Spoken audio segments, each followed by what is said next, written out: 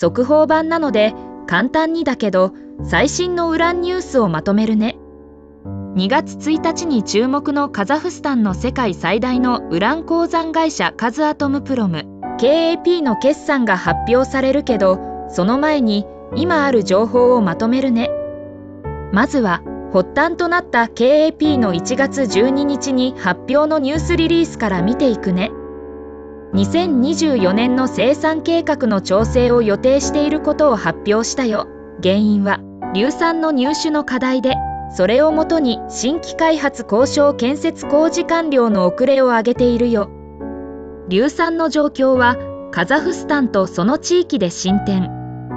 農業及び工業企業からの需要増大と国内外の地域市場の不足によって必要量が確保できなかったとのこと。ちなみにウラン鉱山になぜ硫酸が必要かというと、カザフスタンのウラン鉱山は ISR という方法で生産しているからだよ。ISR はウラン鉱石を取り出すのではなく、硫酸などで埋まったままの鉱石を溶かして、それを取り出してウランを抽出する方法だよ。2024年の生産目標は達成困難。硫酸の問題が解決しないと、2024年下期に発表予定の2025年の生産量も減少。2月1日に2024年の生産ガイダンスの発表するよ。言い忘れたけど大事なこととして、 KAP はロンドン上場だから、米国株しか取引できない日本人は KAP はトレードできないよ。それなのになぜこの会社の生産状況が重要かというと、2021年の世界のウラン生産量の 45% はカザフスタンだったんだよ。そのカザフスタンの生産を担うのが KAP だからだよ。その生産を下方修正するということは、世界のウラン生産量に大きなインパクトを与えるよ。こちらが KAP の生産計画だよ。一番左の列が鉱山の事業体の名前を示しているよ。その隣に KAP シェアというのがあるけど、これはその中の KAP の持ち分を示すよ。この持ち分が 100% でないのが多いことがわかるけど、これは他の会社と合弁で経営していることを意味するよ。まず真ん中の2つに着目するよ。この2つは中国の CGN との合弁の鉱山になるよ。1月26日に CGN が2023年 Q4 のオペレーショナルステートメントを出したよ。その内容が衝撃的だったよ。生産計画に対する実績の完了率を見ていくよ。まずはセミスベイユーから見ていくと、 Q4 は 96.9% で少なめに見えるけど、これは通年で生産計画を上回ったために減らした分だよ。通年では 100.2% と計画通りだったよ。問題はオタリク。Q4 はなんと 79.7%。通年でも 95.6% と Q4 の生産未達の影響で通年も目標を達成できなかったよ。理由としては、オタリクは鉱山規模が大きく、その分酸の消費量が多く、硫酸へのアクセス制限の問題で未達だったとのこと。Q4 は 80% を下回るのは衝撃だね。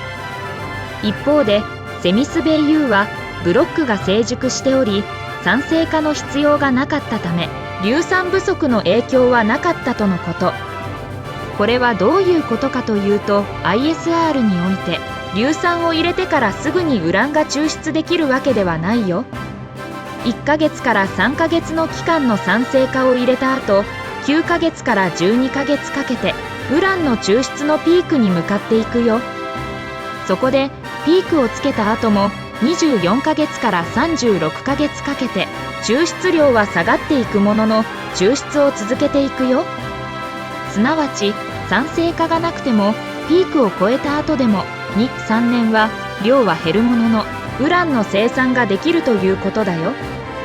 セミスベイユーでブロックが成熟しており、酸性化の必要がなかったということは、すでに酸性化が終わっている段階でそこから回収していることを意味するよ。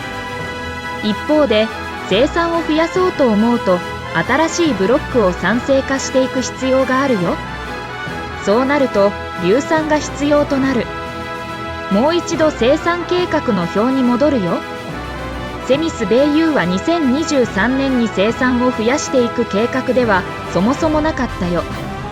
一方で小谷区は2023年に生産を増やす計画だったよ。ちなみに2023年通年では1643.6 トンウランという結果で昨年と同水準の生産だったということがわかるよ。小谷区は2024年、2025年と生産を増やしていく計画になっているね。2023年 Q4 が 20% 以上も未達なのに、そこから2024年に生産を増やしていくのは現実的な感じがしないよね。もともと KAP はウラン需要の高まりで契約が十分成立したので、地下資源利用契約に基づく生産量を2023年の 80% から2024年に 90%、2025年に 100% に戻す計画だったよ。だから今年と来年は増産していく計画なんだよ。2月1日の KAP の発表で注目なのが、果たしてこの問題が小谷区だけの問題なのかだね。カザフスタンのウラン鉱山はすべて ISR という手法で生産している。ISR には硫酸が必要となっている。硫酸不足が生産の問題となっているならば、他の鉱山も同様に影響を受けている可能性があるよ。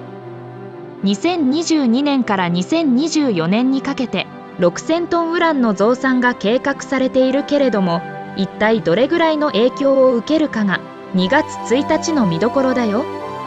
ちなみにこれはカザフスタンの会社で他人事と思ったら、もう一度ほとんどが合弁だという事実を思い出して。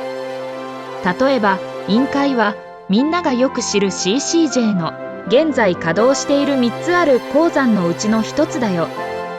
2023年は前年と同じだけど、2024年は大きく生産を増やす計画になっているね。何も問題がなければ良いんだけど、 CCJ 以外にも日本の商社や電力会社との合弁もあるね。影響がないと良いね。他にはフランスのオラノや中国の CGN、 ロシア系が株主のカナダの会社のウラニアム1などがあるよ。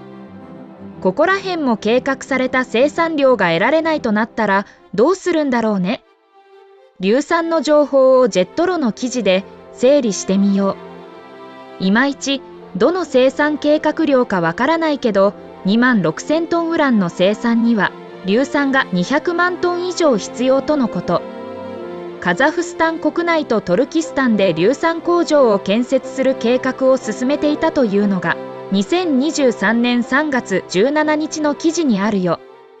それぞれ70万トン、80万トンを生産する計画とのこと。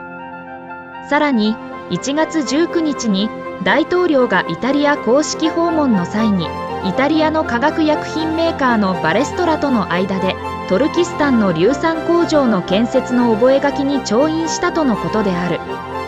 2024年に建設開始で2026年に稼働の予定。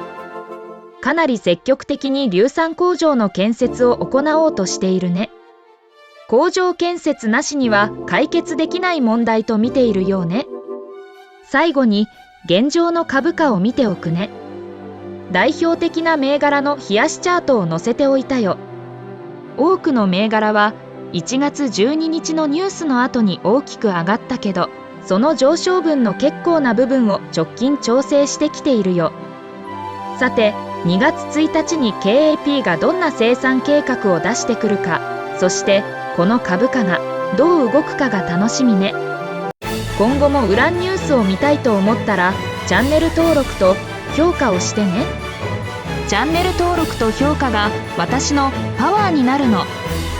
それじゃまた次回。